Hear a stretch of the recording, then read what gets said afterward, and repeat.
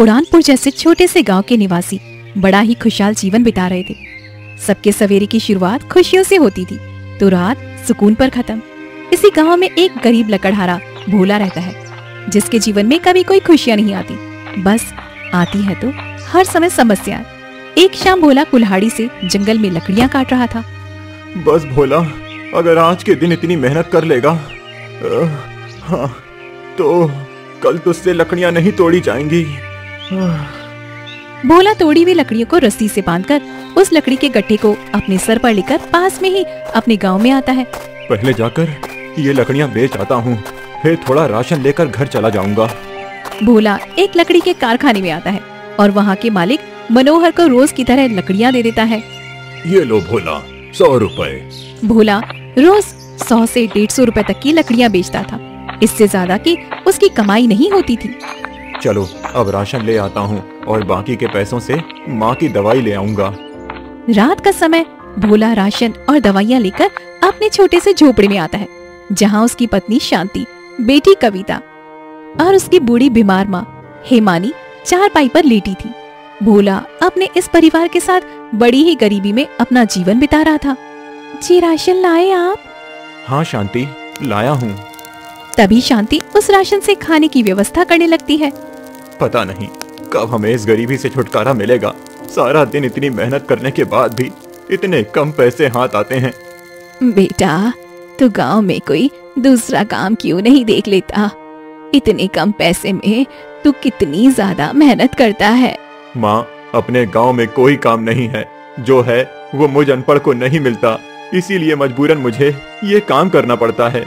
अगले दिन भोला फिर से कुल्हाड़ी लेकर जंगल में लकड़ियाँ काटने के लिए चला जाता है। कुछ दिन बाद शांति बाजार में सब्जी लेने आती है। वो सड़क से पैदल जा रही थी। माँ जी की दवाई तो हर बार कीमती होती जा रही है और जो पैसे बच रहे हैं उसमें बस थोड़ा सा ही राशन आ पा रहा है। शांति ये सब सोचते हुए सड़क से जा रही थी कि तभी पीछे से एक कार तेजी से आती है, जिसके ब्रेक अचानक से फेल हो गए थे। तभी वो कार शांति को बेरहमी से उड़ा देती है, जिसके बाद शांति की हालत बेहद गंभीर हो जाती है। शांति सरकारी अस्पताल में थी। हेमानी, कविता और भोला सब वहाँ पर आ चुके थे। ये क्या हो गया बहू के साथ? भगवान, मेरी बहू की रक्षा कीजिए। भगवान, मेरी बहू को बचा लो भगवान। थोड़े समय बाद डॉक्टर बाहर आता है। डॉक्टर साहब, शांति कैसी है? भोला जी, शांति जी की तबीयत बहुत ही खराब है। उनकी 3 पसलियां टूट चुकी हैं और उनके दिमाग पर गंभीर चोट आई है। आप तुरंत शांति जी को शहर के हॉस्पिटल लेकर जाइए, क्योंकि ये केस हैंडल करना हमारे बस की बात नहीं है। ये सुनकर सबके होश उड़ जाते हैं। तभी सब जैसे तैसे शांति को शहर के हॉस्पिटल में लेकर आते हैं। भोला, तुरंत 40,000 रुपए हॉस्पिटल में जमा करवा दीजिए, हमें अर्जेंट बाहर से मेडिसिन मंगवानी है। क्या? अब 40,000 रुपए कहाँ से लाऊं मैं? बेटा भोला, बहू की जान खतरे में है। तू कैसे भी करके पैसों की व्यवस्था जल्दी कर, मेरी बेटी को बचा ले। तभी भोला गांव आता है। अब कहाँ से लाऊं मैं पैसे? मेरे पास तो पैसे ही नहीं है। भगवान जी, मुझ गरीब की सहायता कीजिए। तभी भोला कारखाने के मालिक मनोहर के पास आता है और उसे सारी बात बताता है। मालिक, मुझ गरीब की मदद कीजिए। मेरी पत्नी के इलाज के लिए 40,000 रुपए लग रहे हैं। अगर उसका इलाज नहीं हुआ तो वो मर जाएगी। भोला, 40,000 रुपए बहुत बड़ी रकम होती है भाई। इतने पैसे तो मेरे पास नहीं हैं, पर हाँ, अपने गांव के साहूकार है ना, वो ब्याज पर पैसे देते हैं, तू वहाँ जाकर देख। तभी भोला गांव के साहूकार के पास आता है और उससे पैसे उधार मांगता है। मैं तुझे ऐसे पैसे नहीं दे सकता, तुझे अपनी कोई कीमती चीज मेरे पास गिरवी रखनी होगी। अब क्या रखूं गिरवी? मेरे पास तो घर के सिवा कुछ नहीं है। एक काम करता हूँ, मैं अपना घर ही गिरवी रख लेता हूँ। तभी भोला साहूकार के पास अपने घर के पेपर दे देता है और उससे पैसे लेकर शहर के हॉस्पिटल में आता है। वो सारे पैसे डॉक्टर को दे देता है। 2 दिन बाद अचानक शांति की तबीयत बहुत ज्यादा खराब हो जाती है और उसकी दर्दनाक मृत्यु हो जाती है। ये देखकर भोला हेमानी खूब ज्यादा रोते हैं। कुछ दिन बाद एक दिन भोला जंगल से लकड़ियां लेकर घर आता है तो आंगन में कविता हेमानी बैठे थे और कविता रो रही थी। क्या हुआ कविता बिटिया, तुम रो क्यों रही हो? बेटा, मैं भी इससे कब से यही पूछ रही हूँ, पर ये कुछ बता ही नहीं रहा। सवेरे से भूखी प्यासी बस रो रही है। क्या सवेरे से भूखी है? भोला कविता के पास आकर बैठता है। क्या हुआ बिटिया, अपने बाबा को बताओ, तुम रो क्यों रही हो? मुझे माँ की याद आ रही है। मुझे माँ की याद आ रही है। ये सुनकर हेमानी भोला की आंखें भी नम हो जाती हैं। मुझे माँ के पास जाना है, मुझे माँ के पास जाना है। रोते नहीं मेरी बच्ची, हम जरूर जाएंगे माँ के पास। मुझे माँ की याद आ रही है। बाबा, माँ अचानक से कहाँ चली गई? वो क्यों नहीं आ रही है मेरे पास? बाबा, मुझे माँ के पास जाना है। बिटिया, वो माँ है ना, किसी जरूरी काम से गई हैं। जब उनका काम खत्म हो जाएगा ना, तो तुम्हारी माँ हमारे पास लौट आएंगी। कविता ऐसे ही रोज रोज अपनी माँ को याद करके रोती जा रही थी और भोला और हेमानी को कविता को संभालना बहुत ज्यादा मुश्किल हो रहा था। रात का समय भोला और हेमानी घर में ही थे। घर में खाना बनाना और बाकी काम अब हेमानी को ही करने पड़ रहे थे। कविता सोई हुई थी। बेटा, मुझे कविता की बहुत चिंता हो रही है। ये बहुत छोटी है, अगर इसने अपनी माँ को लेकर दिमाग पर कोई गहरा सदमा ले लिया तो क्या करूं माँ, कविता की चिंता मुझे परेशान कर रही है। अब मैं कैसे इसे इसकी माँ से मिलवाऊं? बेटा, अब तो एक ही रास्ता है, तू दूसरा ब्याह कर ले, क्योंकि कविता को एक माँ का प्यार बहुत जरूरी है। बेटा, ये क्या बोल रही हो आप माँ? मैं सही कह रही हूँ बेटा, अपनी बच्ची के खातिर दूसरा विवाह करना ही ठीक रहेगा, वरना आगे चलकर परिस्थिति इतनी खराब हो जाएगी कि हमें कविता को संभालना मुश्किल हो जाएगा। हम उसे संभाल नहीं पाएंगे। भोला भी इस बात को लेकर परेशान होने लगता है। कुछ दिन बाद भोला मानवी नाम की एक गरीब अनाथ लड़की से शादी कर लेता है। शादी के दूसरे दिन, ये मेरी माँ नहीं है, मेरी माँ कहाँ है बाबा? बिटिया, ये तुम्हारी माँ ही है। वो तुम्हारी माँ के चेहरे पर चोट आई थी ना, तो इसका चेहरा बदल गया है। हाँ बिटिया, मैं ही तुम्हारी माँ हूँ। अच्छा माँ, आप कहाँ चले गए थे? मैं आपको कब से याद कर रही थी। बिटिया, मैं एक जरूरी काम से बाहर गई थी। अब कविता मानवी को अपनी माँ समझने लगती है, जिसके बाद मानवी कविता को खूब प्यार देने लगी और कविता भी मानवी के साथ काफी ज्यादा खुश रहने लगी। एक दिन दोपहर में भोला जंगल में लकड़ियां काट रहा था। माँ को घर के काम से भी छुटकारा मिल गया और कविता को माँ का प्यार भी मिल रहा है। अब ये दोनों समस्या तो खत्म हो गई। अब बचा है तो बस साहूकार का कर्ज। मुझे जल्दी से जल्दी उनका कर्ज लौटाकर अपना घर उनके पास से छुड़वाना होगा। तभी भोला शाम तक कई सारी लकड़ियां तोड़ लेता है और उन सारी लकड़ियों को आज भी मनोहर को 150 रुपए में बेच देता है। करीब 1 महीने बाद एक शाम भोला घर के आंगन में बैठा था। अब तक तो केवल 2,000 रुपए जमा कर पाया हूँ। अब मैं साहूकार को पैसे कहाँ से दूंगा? उतने में वहाँ पर साहूकार आ जाता है।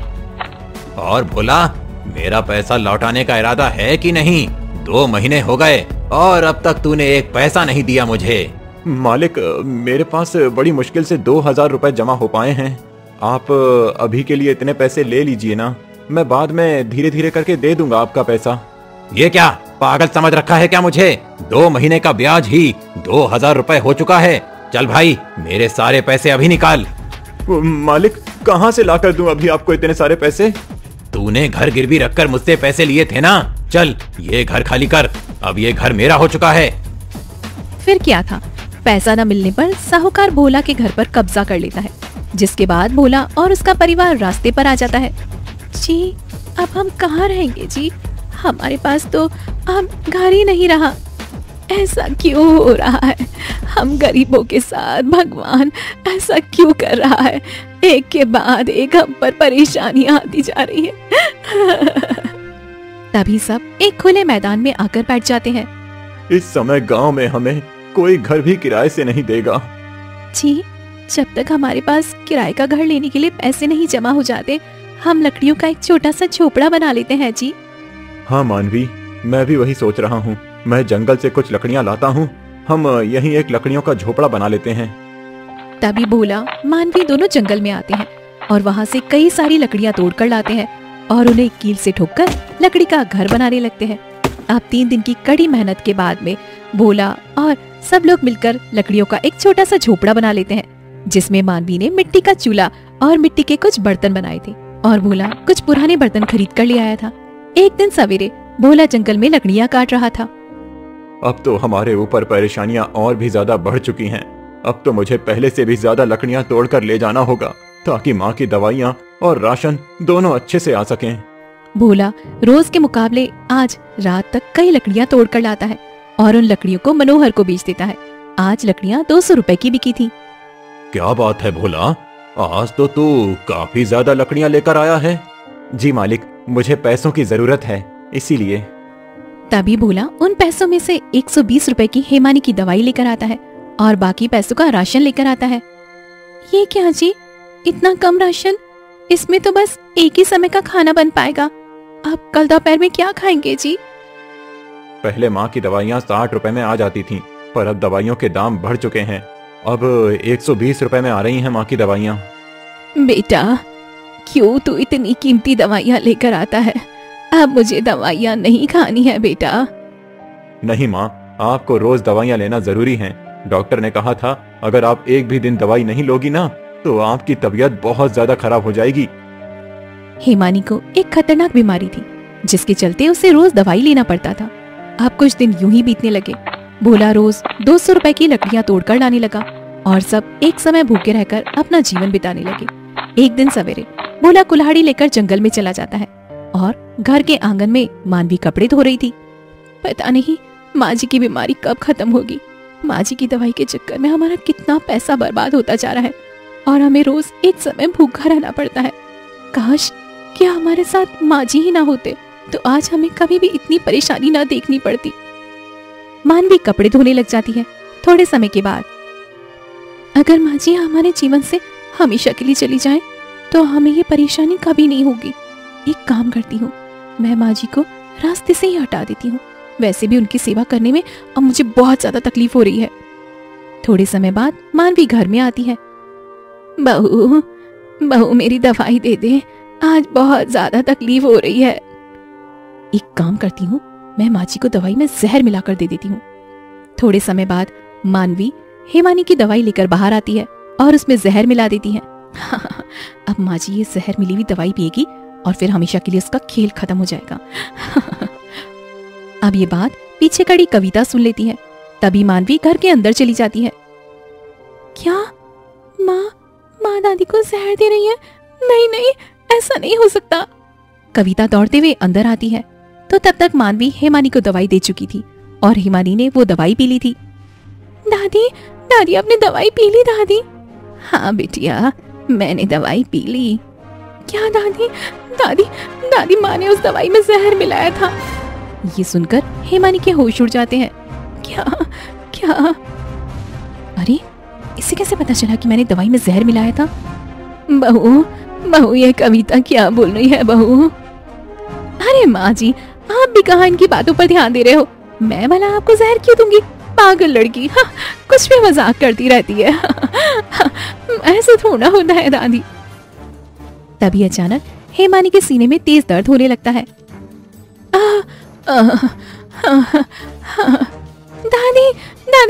दादी माँ आपको क्या हो रहा है दादी माँ? तभी जहर के कारण हेमानी की मृत्यु हो जाती है। दादी अरे वाह, जहर ने तो बड़ी जल्दी अपना असर दिखा दिया। ये क्या किया माँ आपने दादी माँ को क्यों मार दिया? दादी माँ उठिए ना, दादी माँ। अरे मैंने कहा मारा इन्हें, ये तो अपने आप ही मर गए। मैं बाबा को सब कुछ बता दूंगी कि आपने दादी माँ को जहर देकर जान से मार दिया। मैं जरूर से उन्हें सब कुछ बताऊंगी। अरे ये बिल्ली कहीं मेरा खेल फेल ना कर दे, इसे तो ठिकाने लगाना ही होगा। हाँ। तभी मानवी कविता को पकड़कर रस्सी से बांध देती है और हिमानी की लाश और कविता को लेकर दूर एक दरिया के पास आती है और वहाँ कविता को एक पेड़ से रस्सी से बांध देती है। खोलो मुझे माँ, खोलो, खोलो मुझे। तो मुझे फंसाना चाहती थी ना, अब मर यहाँ पर। यहाँ बहुत सारे जंगली जानवर आते हैं, वो आराम से तुम दोनों दादी और पोती को खाकर अपनी भूख मिटा लेंगे। बढ़िया ही थी मुझे फंसाने वाली। मानवी वहाँ से चली जाती है। माँ, माँ, माँ, माँ, माँ, बाबा आप कहाँ हो? माँ, माँ, माँ ऐसा मत करो माँ। इधर भोला जंगल में एक पेड़ के नीचे बैठा था। तभी उसे वहाँ जमीन के अंदर एक सोने जैसी कुछ चीज दिखाई देती है। ये क्या है? भोला जब वहाँ पर खुदाई करता है तो वो सोने की डाली थी। सोना? भोला और खुदाई करता है तो वहाँ जमीन के अंदर से एक बड़ी सी पेड़ की डाली की तरह सोने की एक लकड़ी निकलती है। इतना सारा सोना! अरे मैं तो माला माल हो गया। मुझे इतना सारा सोना मिल गया। इस सोने की बड़ी सी छड़ी को पाकर भोला की खुशियों का ठिकाना न रहा। ये तो करोड़ों का सोना लगता है भोला, अब तो तेरा जीवन बदल गया। जल्दी से इसे छुपा लेता हूँ, अगर किसी ने देख लिया तो सब गड़बड़ हो जाएगी। भोला उस सोने की छड़ी पर काली मिट्टी लगाकर उसे काला कर देता है, जिसके बाद उस छड़ी की सोने की चमक दिखाई नहीं देती। तभी वो उस छड़ी को कुछ लकड़ियों में रखकर घर ले आता है। भोला जी आप इतनी जल्दी आ गए? अरे मानवी, माँ और कविता कहाँ हो? इन्हें पता नहीं चलना चाहिए कि मैंने उन दोनों को मार दिया है। जी वो माँ जी कविता को अपने साथ लेकर गई है, वो गांव में किसी से मिलने गई है। अच्छा, अरे वो सब छोड़ो मानवी, हम तो माला माल हो गए। माला माल हो गए मतलब? मानवी, मुझे जंगल से करोड़ों का सोना मिला है। ये सुनकर मानवी के होश उड़ जाते हैं। क्या क्या क्या क्या, क्या करोड़ों का सोना? सच बोल रहे हैं जी आप? करोड़ों का सोना? हाँ मानवी, ये देखो। भोला उस सोने की छड़ी से मिट्टी हटाकर वो सोने की छड़ी मानवी को दिखाता है। ये तो सच में सोना है जी। अब हम भी करोड़पति बन गए मानवी। अब हम सब यहाँ से बहुत दूर शहर में रहने चले जाएंगे और मजे से अपना जीवन बिताएंगे। इतना सारा सोना अगर ये मुझे मिल गया तो मेरा तो जीवन ही बदल जाएगा। ला, मैं इस सोने की छड़ी को काली मिट्टी लगाकर इसे काला कर देता हूँ। किसी को इस सोने के बारे में पता नहीं चलना चाहिए। भोला उस सोने की छड़ी को काली मिट्टी लगाकर काला कर देता है। मानवी देख, इतना सोना तुझे जीवन में कभी भी नहीं मिलेगा। सोच क्या रही है? अगर तुझे अपना जीवन बेहतर करना है तो इस भोला को भी जान से मारकर ये सोना लेकर यहाँ से भाग जा, तेरा जीवन संवर जाएगा। मानवी जी आप बैठिए, मैं आपके लिए चाय बना कर लाती हूँ। हाँ हाँ मानवी, जल्दी बनाओ, क्योंकि अब इसके बाद तो हम शहर में अपने आलीशान बंगले में बैठकर कॉफी पियेंगे। मानवी मिट्टी के चूल्हे पर चाय बनाने लगती है। इधर भोला उस सोने की छड़ी को देखकर काफी खुश होता है। तभी मानवी चुपके से चाय में जहर मिला देती है। जितना खुश होना है हो जाइए भोला जी, क्योंकि ये खुशी आपकी ज्यादा समय तक नहीं रहने वाली। अरे वाह मानवी, ये भोला तो तेरे जीवन में खजाने की चाबी बनकर आया है। इस गरीब ने तो तुझे एक ही पल में करोड़पति बना दिया। अरे जल्दी लाना चाय मानवी। हाँ जी बस 2 मिनट रुकिए, लाती हूँ। तभी मानवी एक कप में चाय लेकर भोला के पास आती है। अब इस चाय में जहर मिला हुआ था। जल्दी इस चाय को पीकर ऊपर जाइए भोला जी, ताकि ये सारा सोना जल्द से जल्द मेरा हो जाए। भोला जैसे ही चाय पीने लगता है कि तभी कोई घर का दरवाजा तोड़ देता है। अरे भोला मानवी सामने देखते हैं तो दरवाजे पर कविता पुलिस ऑफिसर्स के साथ में खड़ी थी। बाबा वो चाय मत पीना बाबा, उसमें जहर है। ये सुनकर भोला चाय का प्याला नीचे रख देता है। अरे बाप रे, ये जिंदा कैसे बच गई? कविता अंदर आकर उस कप की चाय को नीचे फेंक देती है। अरे कविता, तुमने चाय क्यों फेंक दी? और ये दरोगा साहब यहाँ क्यों आए? बाबा, माँ ने दादी को जहर देकर जान से मार दिया। क्या? और उन्होंने मुझे भी जंगल में एक पेड़ से बांध दिया था ताकि जंगली जानवर मुझे खा जाए। माँ हम सबको मारना चाहती है बाबा। ये सुनकर भोला के पैरों तले जमीन खिसक जाती है। तभी मानवी जैसे ही वहाँ से भागने लगती है, तभी पुलिस ऑफिसर्स उसे पकड़ लेते हैं। कहाँ भाग रही हो मानवी? बताओ ऐसा क्यों किया तुमने? क्यों तुमने अपनी सास को मारा और अपनी बच्ची को मौत के मुंह में छोड़कर आ गई थी? वो तो अच्छा हुआ सही समय पर हम वहाँ पहुँच गए और हमने कविता की जान बचा ली। क्या तुमने माँ को मार दिया? मानवी, क्या बिगाड़ा था मेरी माँ ने तुम्हारा? क्यों मारा तुमने उन्हें? गरीबी की वजह से माँ जी की दवाई हर दिन कीमती होती जा रही थी, जिसके चलते हमें रोज एक समय भूखा रहना पड़ता था। हमारा घर चला गया। मुझे रोज रोज माँ जी की इतनी सेवा करनी पड़ रही थी, जिससे मैं बहुत ज्यादा परेशान हो चुकी थी। इसलिए मैंने माँ जी की दवाई में जहर देकर उन्हें जान से मार दिया। पर तभी इस कविता ने मुझे देख लिया और मैंने इसे भी मेरी माँ तुम्हें अपनी बेटी मानती थी। वो तुम्हें बेटी से बढ़कर प्रेम करती थी और तुमने उनके साथ ऐसा किया। तभी अपनी सास को मारने के जुर्म में पुलिस मानवी को लेकर वहाँ से चली जाती है। तभी कविता अपने पिता को सारी बात बताती है। रोते नहीं मेरी बच्ची, अब हम यहाँ नहीं रहेंगे। हम यहाँ से बहुत दूर चले जाएंगे। उसके बाद मानवी हवालात में रहकर अपने किए को याद करके खूब रोने लगती है। और इधर भोला उस सोने की छड़ी को लेकर अपनी बेटी के साथ एक दूर शहर में आता है और वहाँ एक बड़ा सा बंगला खरीदकर एक कारोबार शुरू करता है और दोनों बाप और बेटी एक साथ अपना जीवन खुशी खुशी बिताने लगते हैं।